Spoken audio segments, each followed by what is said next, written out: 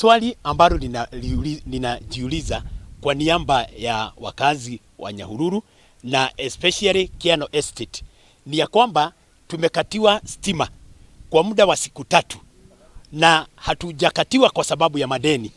Hawa watu wote ambayo mnaona hapa, hakuna mtu ako na deni hata sumuni moja.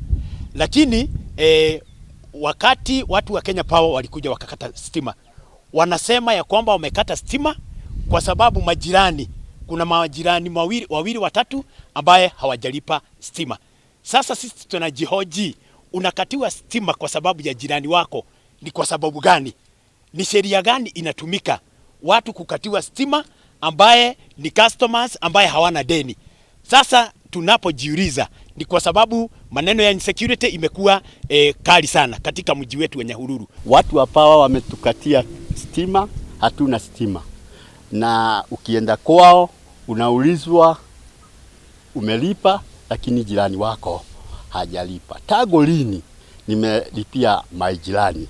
Tangu lini stima yangu imekatwa juu jirani hajalipa?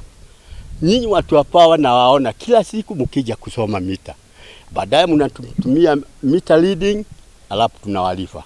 Kwa nini mnatuambia tuende tukachukue madeni kwa jirani, na ukionekana huko mtu hakufahamu vizuri ataweza sema umeenda kumfamia?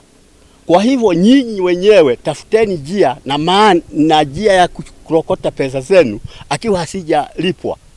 Lakini huwezi ni adhibu juu ya makosa ya mtu mwingine.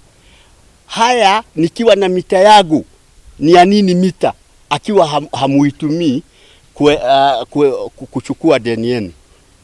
Kwa hivyo sisi tunachohitaji ni kurudishiwa moto na jirani aitishwe pesa zake. Nakumbuka mwaka uliopita tulikuwa na hii shida tena.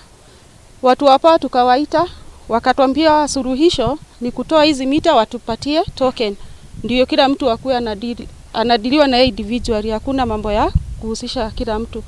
Kwa hivyo ni ombi letu watuwekee hizo token, tukue hata sisi digital, ndio hii mambo at least ipungue.